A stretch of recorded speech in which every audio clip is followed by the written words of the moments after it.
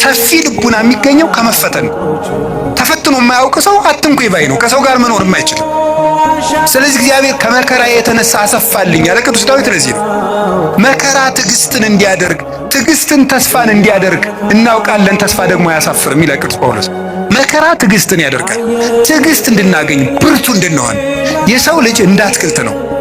አረጋዊ መንፈሳዊ እንደሚናገረው አትክልት በፀሐይ ብቻ ማደግ አይችልም፣ ይደርቃል። በዝናብ ብቻ ማደግ አይችልም፣ ሽባ ይሆናል። ስለዚህ ዝናቡ ያበቅልና ያሳድገዋል፣ ፀሐዩ ያበስለውና እንዲያፈራ ያደርጋል።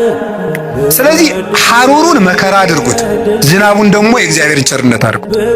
ሰው ሁልጊዜ ቸርነቱን ብቻ ቢያደርግለት መከራ ሳይመጣበት ብቻ ቢጠብቀው የሰው ልጅ ልፍስፍስ ይሆናል፣ ሰነፍ ይሆናል። ዝም ብሎ መከራ ብቻ ቢመጣ ደግሞ ተስፋ ይቆርጣል። ስለዚህ እግዚአብሔር ምን ያደርጋል?